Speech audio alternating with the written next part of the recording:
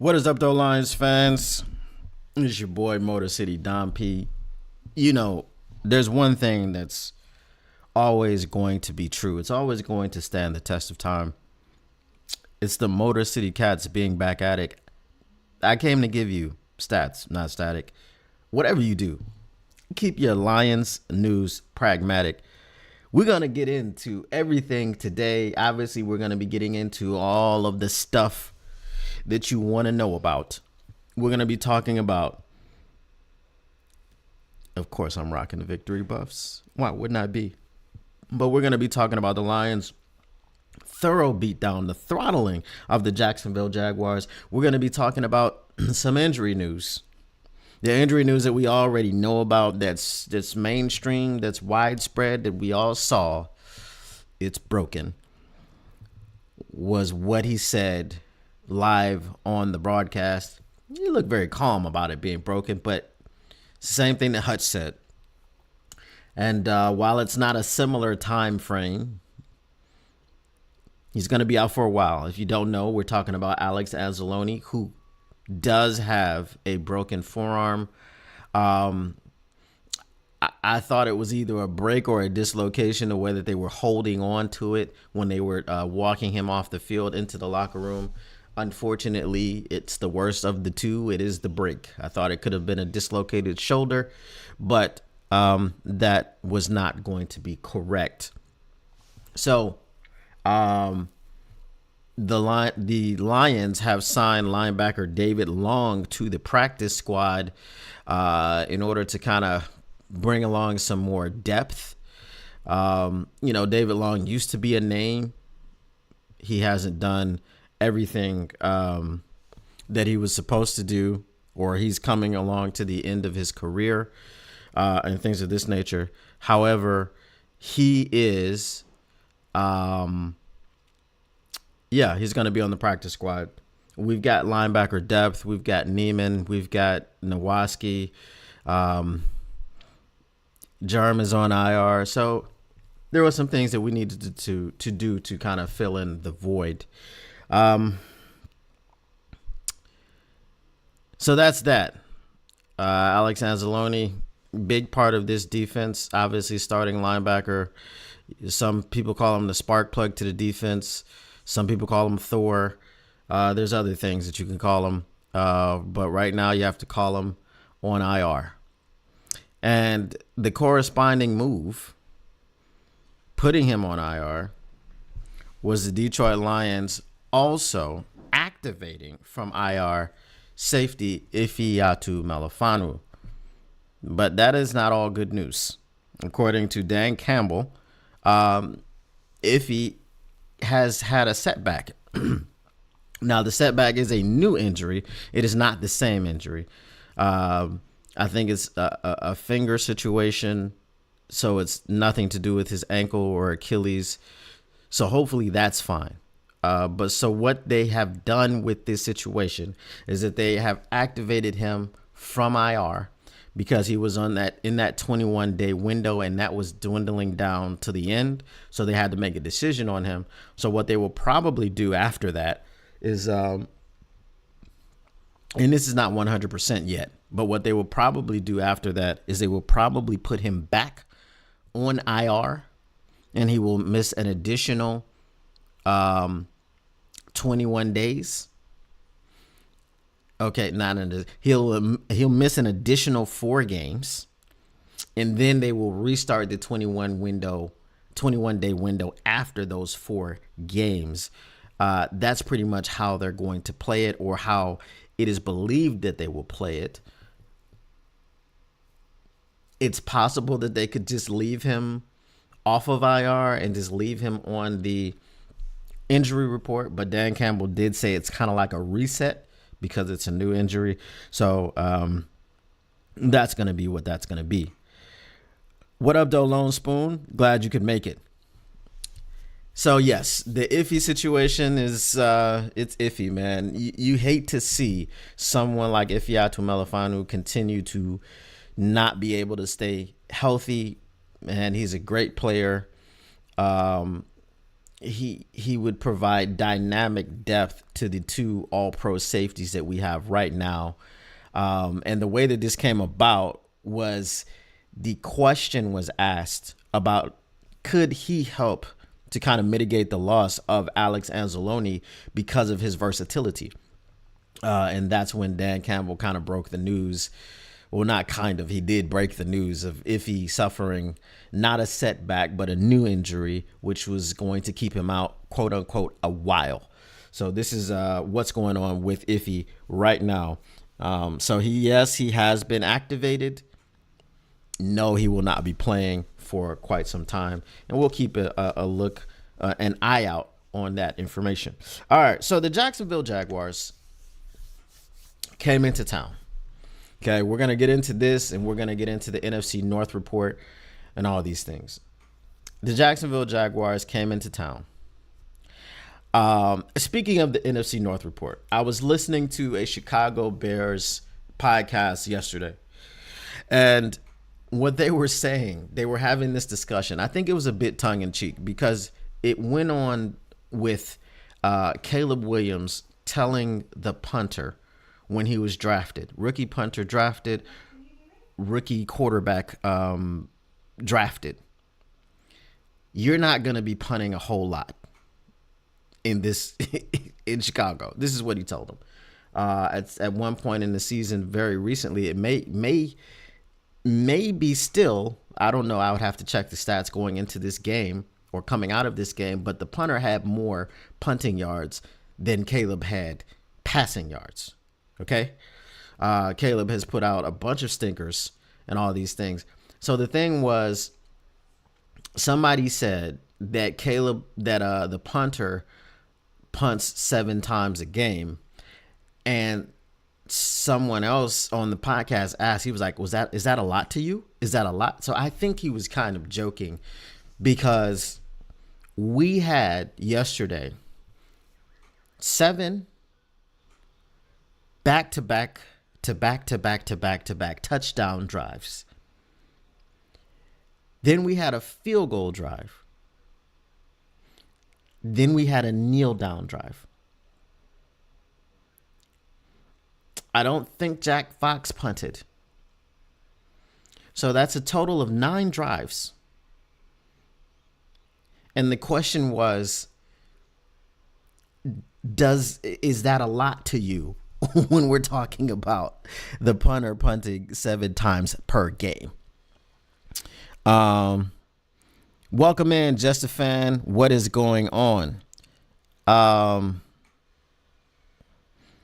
So Lone Spoo says the Jacksonville Jaguars are just who we thought they were. Yes, we thought that they were a terrible team. We thought that they were the Lions of old. Obviously, the Lions have a special place in their hearts for the Jacksonville Jaguars, because the worst beatdowns, okay, the worst beatdowns of the Jacksonville Jaguars have come at the hands of the Detroit Lions. Herman Moore and the boys beat them 44-0 back in the day.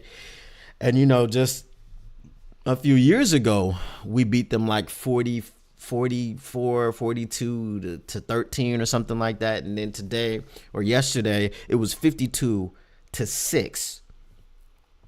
So the dominance that we have had over the Jacksonville Jaguars has come to be expected, but the efficiency in which the Detroit Lions completely dismantled the Jacksonville Jaguars yesterday was something unknown to man. We are not used to seeing the type of dominance that these Detroit Lions have come to be the, what would you call it? The staple of. Now, here's the thing. I've gone through and I've looked at some of the records compiled, or the records that these Detroit Lions are compiling. So let's look at the team records. Okay. Most total yards in a game, 644 yards. Now, obviously, this is the franchise record, 644 yards against the Jacksonville Jaguars in Week 11. This also ranks among the top 10 single game performances in NFL history. I think it's number 9. Okay. Most first downs in a game, which 38. Okay. Again, this is another top 10 single game performance in NFL history.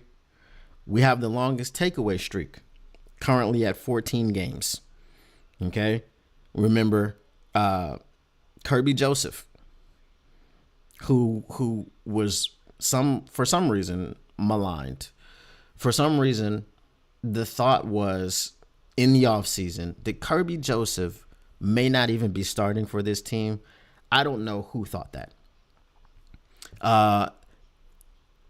Here's the thing that I was thinking in the offseason, because Iffy was supposed to be playing, and I was thinking there's going to be a lot of 3 safety sets. Once we heard that Brian Branch was going to be moved to safety from the nickel, this is what I thought initially. There's going to be a lot of 3 safety sets. And then we started off the show talking about Iffy and the fact that he has not been available for the entire year. He hasn't played a single snap. I think that Iffy would be quality depth behind both Brian Branch and Kirby Joseph. I think he can play both of the positions. As we said, he's very versatile. So if he does come back this season, again, 3 safety sets. He's not pushing anybody out. He's not fighting anybody for their starting job. But what I do believe that he comes in, he gives the Lions defense yet another, knife in the Swiss Army knife that this defense has proven to be all season. And again, there are records to go along with this defense. But before we get into that, we'll continue talking about these other things. All right, so the best starting season in Lions history since 1934. Okay? 9-1 record through the first 10 games. Have not done that since 1934. All right? Now, this one seems to be off, so I'm not going to read it. It's about Jared Goff. It's an individual record for him. Kirby Joseph is the first Lions player since James Hunter in 1976 to produce 7 interceptions and a pick 6 in a season. Okay? The first player since James Hunter in 1976 to produce 7 interceptions and a pick 6 in a season. Now, remember, Kirby Joseph was there. There were people, okay, people that I've spoken to personally, people that I've seen on other networks, people in comment sections, people that I was on podcasts with or something of that nature, saying things like Kirby Joseph is a bad safety and he's blah, blah, blah, blah, blah, not acknowledging the fact that if you are a safety behind bad corners, there are things that you have to cover up for, because those bad corners are bad because they don't cover well. So what you are as a safety, okay, because just think of the word safety, right? And think of safety valve. What you are as a safety is the last line of defense. And you also have assignments of your own. Okay? So just think about that. Think about you being at work, doing your job, and having to do someone else's job on top of what you already have to do. So you're pulling double duty. You can't shine in your job as you would be able to if you were just singled up doing what you were supposed to do and only worried about yourself. This was what Kirby Joseph was dealing with last season with Cam Sutton and Jerry Jacobs constantly getting burnt and being out of position. So then Kirby Joseph had to play out of position as well. Okay, so this is what you saw last season. Kirby Joseph has 15 interceptions. 15. Kirby Joseph started playing safety his last year at the University of Illinois. This is Kirby Joseph's 4th season ever. Number 4. It's his 4th season playing safety. 3 of those seasons occurred in the NFL. If you don't know, Kirby Joseph, until his senior year, was a wide receiver. This is probably why he has all of these interceptions, right? Because he can catch. He was a wide receiver. So his first 3 years at the University of Illinois, he was a wide receiver. His last year, he switched to defense. All right. So that is Kirby Joseph. He has the most interceptions of any safety over the first 3 years of his career since Ed Reed.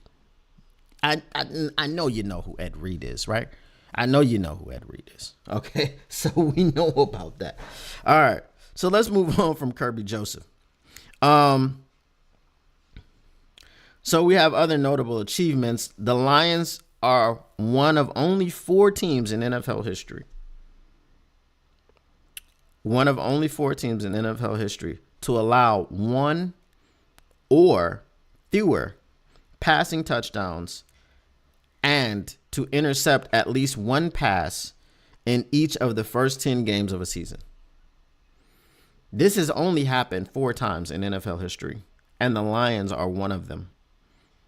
The Lions are the latest to do it 4 times in NFL history. So when you come in and you play against the Lions as a quarterback in the first 10 games of the season, you are throwing a maximum of 1 touchdown.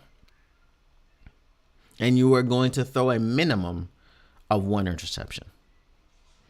Let that sink in. The first 10 games of the season, as a quarterback, you can hope to throw a maximum of 1 touchdown. You can't hope to throw 2 or 3 or 4 like Jared Goff just did. You can only hope to throw 1. If you get that 1, Mac Jones didn't get any. Dak Prescott didn't get any. Okay? And then on top of you only hoping to throw 1, you are going to throw 1 pick. So you are going to cancel yourself out in some way, form, or fashion. You're only going to throw 1 touchdown, and you're going to throw at least 1 pick. Okay? So 4 teams in NFL history have done that. All right. Here's another record that we have. We know, let's see. Wait, before we get to that one, hold on. So it says David Montgomery and Jahmyr Gibbs have scored a touchdown in the same game for the 9th time in their careers, which is already a franchise record for a running back duo. Okay. And then there's something like the first duo in the history to have 800 scrimmage yards and 8+ touchdowns on the ground through the first 10 games in the history of the NFL. Right? The first duo in the history of the NFL, running back duo, to have 8+ rushing touchdowns and 800+ scrimmage yards in the first 8 games. Okay. Now we know that they were the second duo in the history of the NFL, or was it the first duo in the history of the NFL last season to have 10+ rushing yards and 10+ rushing touchdowns and 1,000 scrimmage yards. This was in a season. We're talking about 10 games. Okay, we got 17 games, so it's really just over half a season that they both have 800+ scrimmage yards. Let that sink in. That's already more than 1,600 yards from scrimmage from these two men in 10 games. And more than 16 touchdowns from these two men in 10 games. Okay, so the other thing that we can say about Jahmyr Gibbs, David Montgomery, and add in Amon-Ra St. Brown. Amon-Ra St. Brown, David Montgomery, and Jahmyr Gibbs are the first trio in NFL history to score in the same game 8 times. They're the first trio in the NFL history to score in the same game 8 times. Remember how many years the triplets in Dallas were together. Okay? You had what is it? The triplets were Troy Aikman. So I don't know if he's counted, right? But Troy Aikman, Michael Irvin, and Emmitt Smith. Okay? So if you look at more of a remove the quarterback, look at Jerry Rice, John Taylor, and Roger Craig. Okay? And there are other trios that you could look at, right? Amon-Ra St. Brown, David Montgomery, and Jahmyr Gibbs have been together for a year and a half. A season and a little bit more than a half. A season in 10 games. And they've already done this 8 times. It's phenomenal. It's phenomenal. So, I mean, what else can we really say about the Detroit Lions and the dominance? Okay?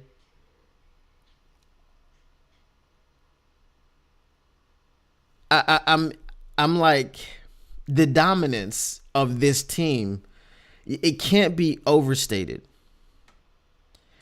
Like, this type of stuff doesn't happen. So you look at all the pieces that we have and you go, if this team doesn't win the Super Bowl, there's something wrong with the world. If it doesn't win the Super Bowl, there's something wrong with the world. I don't know what I don't know what is the situation. Obviously, injury is not stopping us. Look at all the people that we have lost. We talked about losing Iffy. We've lost him we're 10 games in. He hasn't played, and then he's just gotten a new injury, so he's probably going to miss the next 4. So we may have him for 2 or 3. We may have him for 1. Okay? I would say at least 2 down, the last 2 games of the season to get him ready for the playoffs, right? Obviously, Marcus Davenport's not coming back. Hutch could come back in the Super Bowl. We saw the video of Hutch in the pool, already walking in the pool, non-weight bearing things. And if you listen to Dr. Jeff Pierce, shout out, he talked about this after the Hutch injury, like right after the Hutch injury, the next day.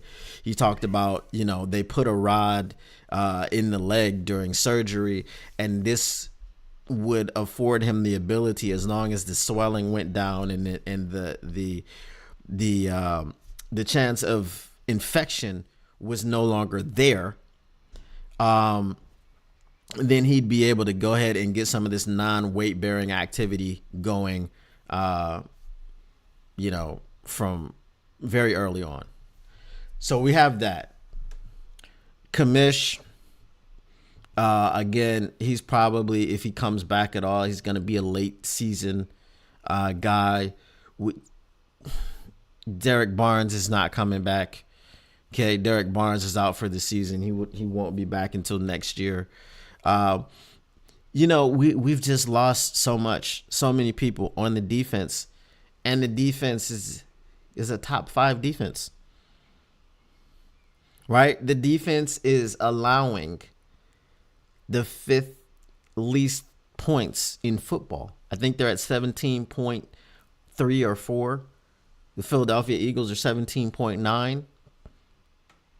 Right? Before going into this game, they were at like 18.5. But then when you allow only 6 points off of 2 field goals, you're going to drop down. Right? Um, Quarterbacks are not throwing the ball well against this team. Again, as we said, one touchdown maximum, one interception minimum. I mean, there's just so much going on with this team, so much positivity. The only negative thing now is the perception of the teams and the fan bases that are getting beat by the Detroit Lions and that are preparing to play the Detroit Lions, because we're no longer the lovable losers. We're no longer the cute story that you heard about, well, just like what happened in the playoffs. I think it was ESPN where Dan Orlovsky, everybody picked the Los Angeles Rams to win. Right? Everybody picked the Los Angeles Rams to win, and it was such a I don't know how that happened, and I think Dan Orlovsky was beside himself. I don't understand how you're beside yourself. It was a 50-50 proposition. One of these teams is going to win because it's a playoff game. There are no ties. Okay? One of these teams is going to win, and you picked the Los Angeles Rams to come into Detroit and win. You thought that the moment was going to be too big for the Detroit Lions. Okay? And I'm just going to tell you, I can't guarantee it. But just looking at the Keyshawn Johnsons of the world, who else? Shady McCoy to some degree, right? You look at these people, these analysts who just don't want to give Detroit their due. And you get to the Super Bowl and Detroit is versing Kansas City, and it's gonna be, Kansas City is going for a three-peat, and it's cool and all. Detroit is cool. They were fun, they were cute, but Kansas City is here to handle business. These are the types of narratives that are gonna be spun. Okay? If it's Detroit versus Buffalo. Now, the only way that the narrative is any different with Detroit versus Buffalo, Detroit has to beat Buffalo handedly at home. Okay? When Buffalo comes into Detroit has to do their thing, and they have to make Josh Allen look human. Okay? They have to make him look like they've made all these other quarterbacks look. Okay? That's how you kind of dispel that narrative when it comes to, all right, Detroit versus Buffalo in the Super Bowl. Now, if it's Detroit versus Baltimore in the Super Bowl, well, it's Lamar Jackson, and remember what Lamar Jackson does against NFC teams, and remember what Lamar Jackson did last time when he saw the Detroit Lions. He had 10 seconds to throw. He was just making mincemeat out of them. He was making them look silly, yada, yada, yada. There are just built-in narratives that people are going to have versus the Detroit Lions, even at the Super Bowl. Okay, and then even after the Detroit Lions win the Super Bowl, and I'm not predicting that they win it this year because I'm not really into predicting the future, but even after the Detroit Lions win the Super Bowl, and hopefully it is this year, there could be people, and at this point, we definitely won't give a damn about a Keyshawn Johnson. We won't give a damn about a Shady McCoy or whoever else in this media. Hold on, man. Got people out here trimming the hedges. 1 second.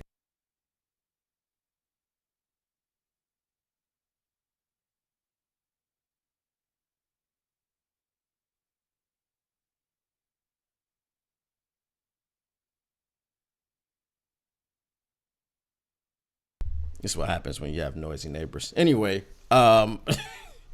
we won't care about what these people have to say because the Detroit Lions will be hoisting the Lombardi, and there will be a parade down Woodward Avenue. So at that point, you can say whatever you want to say. But I'm just saying, even with the dominance that these people are seeing, and even with the dominance that some of the Detroit Lions fans are seeing, it's hard. Old habits die hard. Old narratives die hard. It's difficult to take a team and anoint them even when they're doing it in such a fashion. So now there are teams who have been beaten or who are in our division or who are about to play the Detroit Lions, and there's just this whining now that the Detroit Lions are too rough. They're too tough. There's too much grit. These are the Motor City Cats, man. Right? They're no longer the Motor City Kitties. They're the Motor City Cats. When they were the Motor City Kitties, it was all cool. It was all good just a week ago. Okay, it was all good just a couple years ago. Now we're the big bad wolf. Now teams are crying about the Detroit Lions embarrassing people. Shout out to Xavier McKinney, and we're going to get to this in a few minutes when we talk about the NFC North report. Shout out to Xavier McKinney. Where has he been since he said what he said against the Detroit Lions? Where has he been? Last time I saw him, he was getting his ankles broken and his drawers dropped, pause, no diddy, by DeAndre Swift. Shout out to DeAndre Swift. DeAndre Swift has found that toughness, that grit, that ability to stay healthy that he couldn't have found. He couldn't find that in Detroit for whatever reason. We all thought maybe it was because Detroit was a bad franchise and he didn't think he was ever going to win. Well, he's in Chicago. They're not good. They just fired their offensive coordinator, and DeAndre Swift, he's running up the middle. He's taking all the carries, all types of carries. And he's finishing games. He's finishing runs.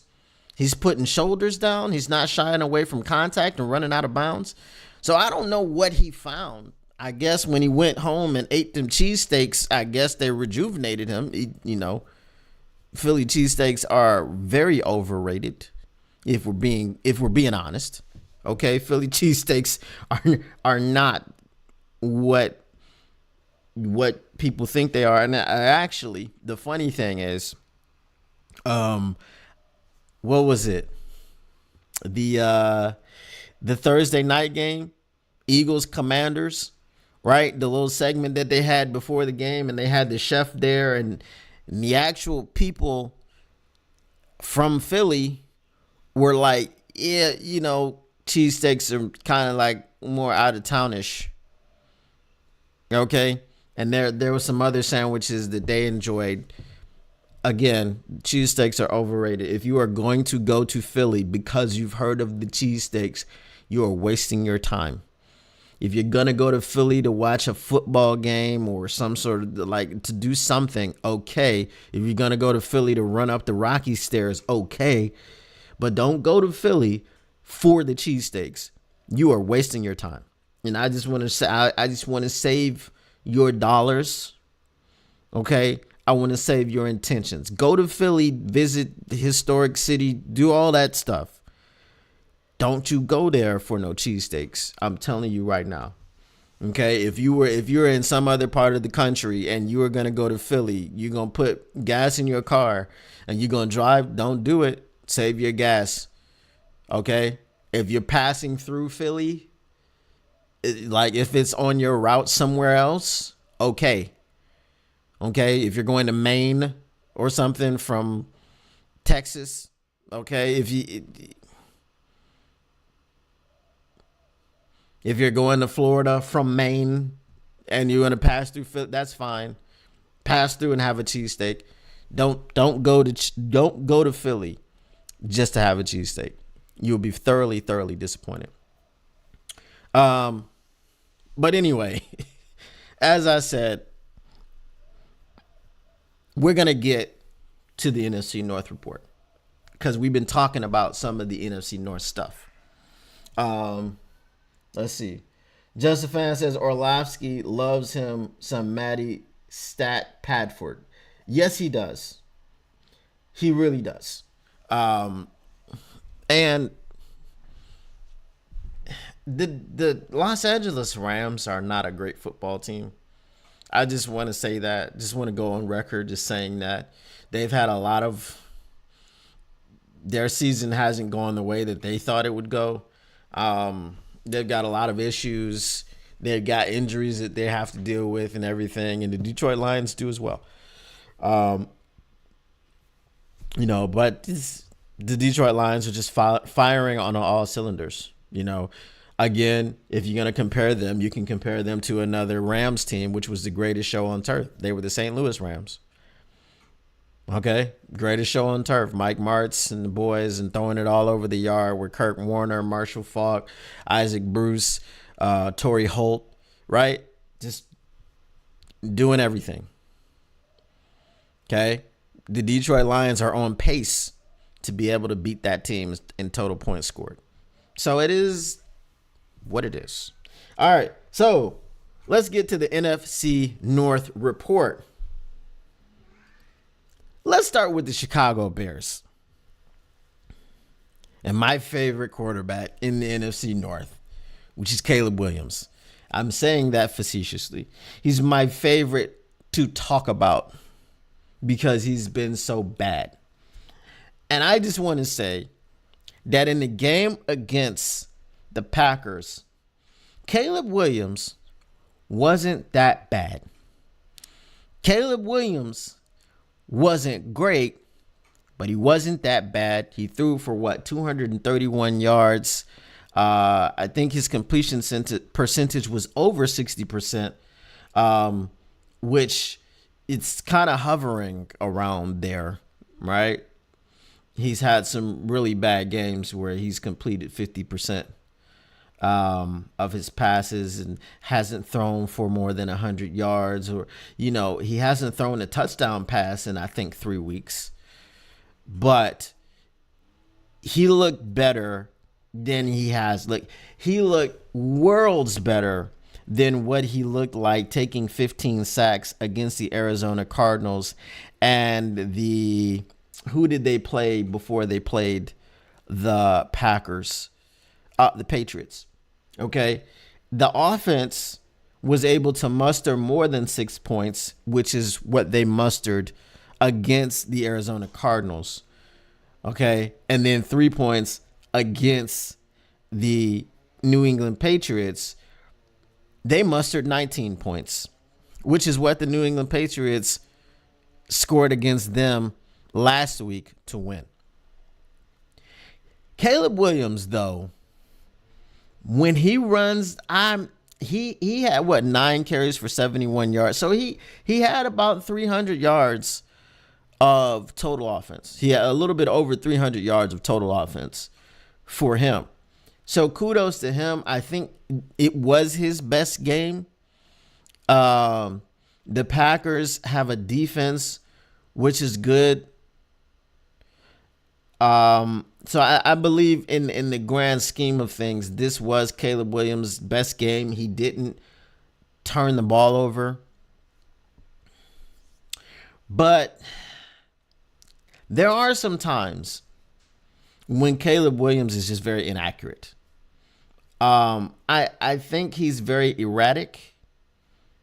He's very frenetic when he runs the football, and that's what I was going to get into when I said that he had the carry. He looks awful when he runs the football. I don't know what it is. He just is running the ball like this. You know what I mean? It's just like, I feel like he runs the ball like he's afraid. He doesn't know where he's going to take his next step. He's just very wild when he runs the football. He's one of those guys, if you've ever gone to the Y and you play basketball, he's the guy that you don't want to cover. Not because he's good, but because you don't want to get injured. You're like, this dude is clumsy. He's unorthodox. I am not covering him. I'm not checking him because I know he's going to elbow me in the jaw. He's going to do something, not understanding how to control his body. And these are the vibes that I get when I watch Caleb Williams. Okay? I just get those vibes. When Caleb Williams takes off running, it just looks so ugly. Okay? It's part of, it's kind of the thing when I watch that guy that used to play in Cleveland basketball, when I watch his game, it's just so ugly. It's not enticing. It's not easy on the eyes. That's what I feel when I watch Caleb Williams run the football. Caleb Williams, the new plan for Caleb Williams, because like I said, he was, yeah, exactly, just a fan who'll poke your eye out, right? He was leading the league in being sacked. I think full stop, he was leading the league in being sacked. But he was leading the league in being sacked when he held the ball for 4 seconds. Or how do you hold the ball for 4 seconds? Well, when you look at Caleb Williams' play, he doesn't generally know how to let a play die, throw the football away. Now, can this be changed? It can be. Maybe he's listening to Thomas Brown and just wasn't listening to Shane Waldron. Maybe Thomas Brown is the guy that is going to get through to him. But within the game plan, there were a lot of short throws. There were a lot of throws behind the line of scrimmage or right around the line of scrimmage. There were a lot of screens, whether they were running back screens, traditional, whether they were wide receiver screens, try to get the ball out to DJ Moore on the outside and try to get him the blocks and let him run for it. Same thing with Keenan Allen and same thing with DeAndre Swift. There was a lot of that going on.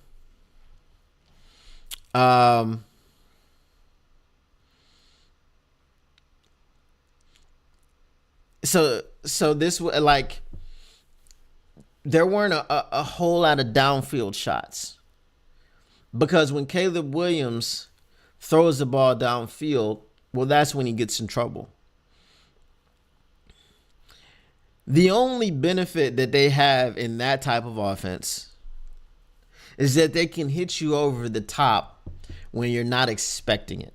And you're not expecting it, just like when you come down and you load the box to stop the run, and then they hit you over the top with play action. It's the same concept. Instead of it being run heavy, it was just really quick pass heavy. So this is what the Chicago Bears were doing against the Green Bay Packers. If they continue to do that, then Caleb Williams will begin to look a lot better throughout the rest of the season. And the reason is because you're taking the thinking out of the game. If you're telling him 1-2 throw, right? If you're telling him snap, turn, throw, if you're telling him that this is a half a second situation, remember, and I hate to bring this up because, we're all Detroit people and Detroit fans. Monty Williams, remember he had that 0.5 offense or something? You had to make a decision in 0.5 seconds, or you had to get into the action in 0.5 seconds. This is what they're doing for Caleb Williams right now. Okay? Anyone that has had any type of success against the Lions has done things like this because it mitigates the pass rush. Okay? If you think back to the game, the first game, Hutch was, I think he got to Safford once because that's what they were doing. I mean, it wasn't that short, but they were just getting the ball out really quickly. I think it was like an average of 2 seconds or, something like that, 2.1. This Caleb Williams thing, like I said, was 0.5. It was just really stand up, snap the ball and throw the ball. As soon as it touches your hands, you're throwing it. But then when you looked at a team, and we talked about this in the pregame, you looked at the Tampa Bay Buccaneers. Well, Baker Mayfield likes to hold on to that thing, and he likes to launch it down the field. Hutch got 4 sacks. So this is, if you want to mitigate the pass rush, you can't allow your team, your quarterback, to hold on to the football. So as long as they do that for the rest of the year, I think the Bears will have some success. They almost beat the Packers, and we know what happened on that. There was the last second blocked field goal, and that was that. Now, and we go to the Packers side. The Packers, I understand the Jordan Love hype, okay? Chicken meatloaf parmesan, I got you. All right. All right. So the Packers situation, okay? In speaking of cheese, parmesan, right? The cheese heads.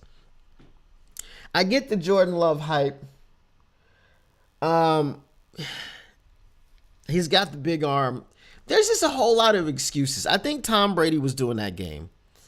And when he stood in the pocket and he threw the football 10 yards over his tight end's head, which led to an interception.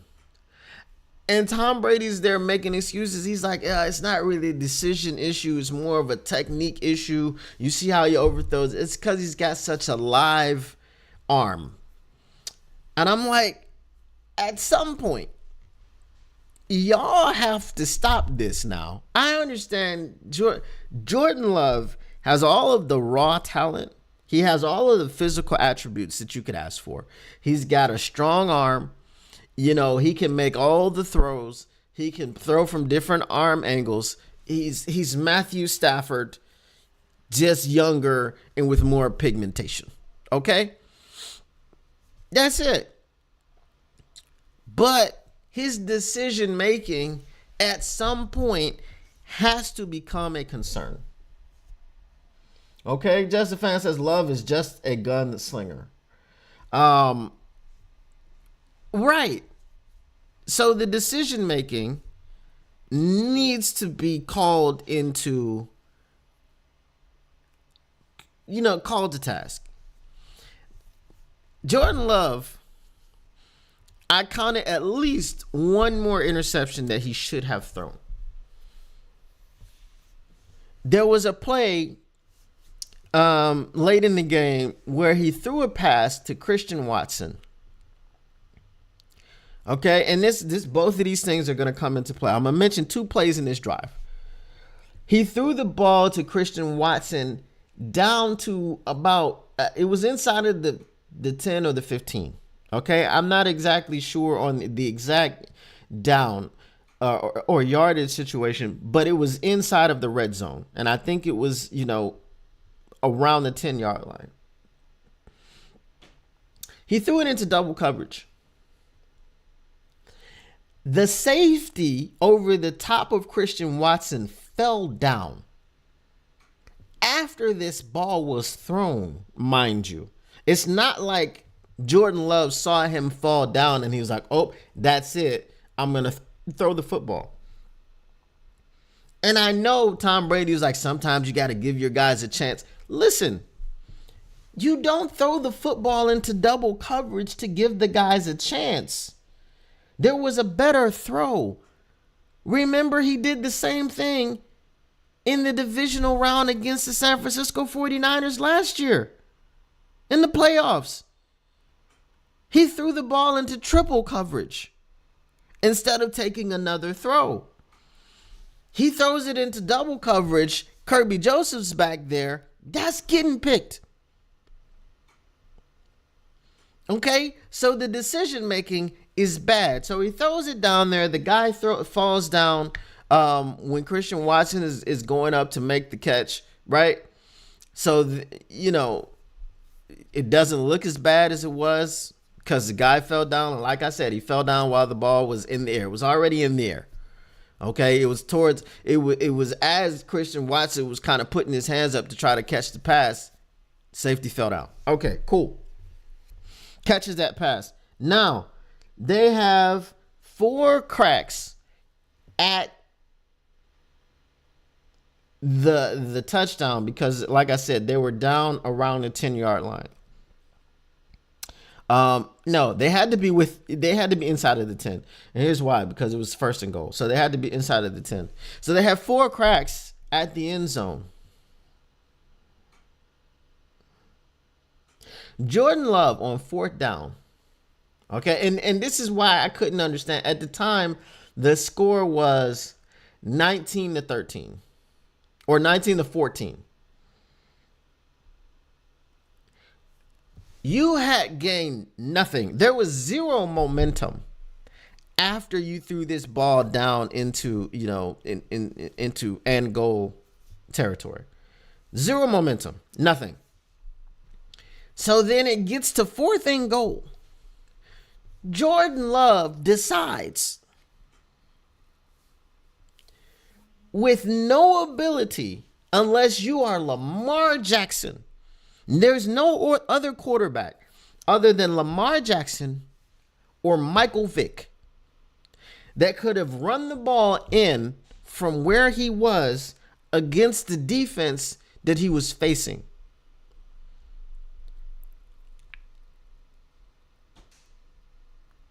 I have no clue what he was trying to do. But that's what I mean by the decision making. The decision making it's just not there. That was a really bad choice. He should have tried to run around and see if somebody came open. There was no way.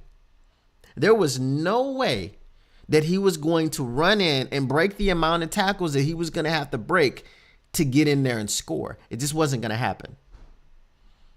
Okay? And I think he got kind of just stretched out to like run out of bounds. Like or maybe he was like 5 yards short or something, because I'm going from memory. Bad decision making. So Jordan Love is not going to be a threat within the division until he gets that decision making under wraps.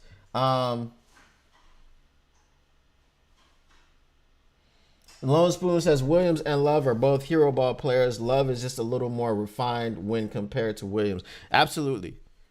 Absolutely. And I've been saying that about Caleb Williams. I said that about Caleb Williams when he got drafted, right? The hero ball situation is what's going to sink him in the league. All right, so let's move on to the Vikings. The Vikings and Sam Darnold. Sam Darnold, and not to spend too much time on this, it's one of those situations. Sam Darnold is in the same category as Jared Goff. Jared Goff is a quarterback who has a narrative around him, who nobody outside of the franchise that he plays for, not even the franchise that he plays for sometimes, wants to say, that's not true. The difference between those two people is that Jared Goff has made clear strides to be different. Jared Goff has made clear strides in his ability to disprove that narrative. He's easily rattled. He's not efficient. He's not a leader, whatever the case may be. He's dispelled all of those myths in Detroit. He's got an entire city chanting his name at whatever sporting event you are going to. And it doesn't even have to be a professional sporting event. It could be a college sporting event or a high school sporting event. Hell, maybe even middle school and elementary school. We don't know because they don't cover those. And someone's probably put it on social media, but it just hasn't gone viral yet. I'm sure some dad at his kid's, 5th grade football game has tried to start the chant. Okay. Sam Darnold just reverts back. He turns back into a pumpkin. That's the problem with Sam Darnold. Like, he's been given the reins of the Vikings for at least a season until JJ comes back. But the reason that is because he reverts back into a pumpkin. It's a similar situation. Jared Goff under contract, draft Hendon Hooker. Okay, Sam Darnold comes in. He's capable. He's able to work He's able to work in the Kevin O'Connell system. Draft J.J. McCarthy. He's not going to hold off J.J. McCarthy. That's the difference. Jared Goff did what he needed, showed you what you needed to know to be able to. No one is calling for Hendon Hooker to be starting anymore. None of that stuff is happening. When he was drafted, a lot of that stuff was happening. We saw Sam Darnold last week throw 3 interceptions. We saw this offense struggle at times, but they had help from the officials. They got stopped on 4th and goal, and then the official calls a BS personal foul, unnecessary roughness penalty against, I think it was Baker, one of the corners or safeties, one of the DBs from the Tennessee Titans. Clean hit him in the chest. Helmet did not touch helmet. Not a penalty at all. At the time, they were up 7-3. And then, they get a fresh set of downs and, deflated. The coach was pissed. He's screaming at the referee. The referee looks at the replay, doesn't care, just stays with the call. Instead of picking it up and going, you know what, that wasn't a penalty. At the time when I saw it, it looked like it was a penalty, but replay assistance showed me that it wasn't. So he stuck to his guns and did that. So, now it's 14-3. Was it 14 or 13? I think, yeah, it was 13 because they missed the extra point. 13-3. Then all of a sudden it's 16-3, and the Tennessee Titans with Will Levis hit a 98-yard touchdown pass. And it's 16-10. And then there was some other questionable calls and things of this nature, but just look at the difference between the Minnesota Vikings against Jacksonville Jaguars and the Detroit Lions against the Jacksonville Jaguars. The Minnesota Vikings couldn't score a touchdown. They kicked 4 field goals. The Detroit Lions scored 7 touchdowns against the Jacksonville Jaguars. Both of them played against Mac Jones. Mac Jones scored a touchdown against the Minnesota Vikings defense.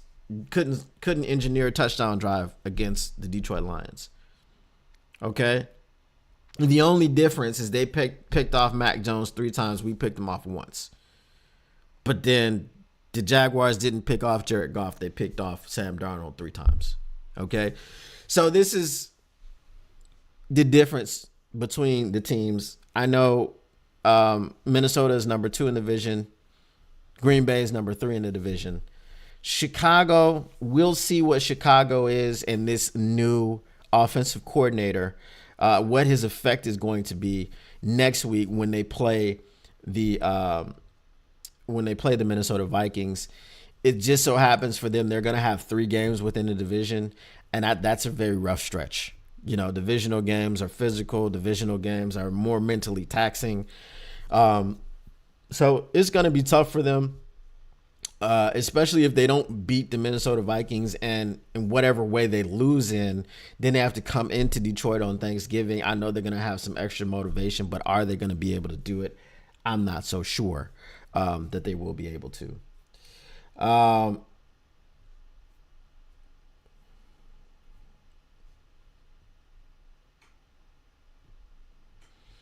Yeah, Lone Spoon, he's already started to change. But appreciate you guys once again for coming through.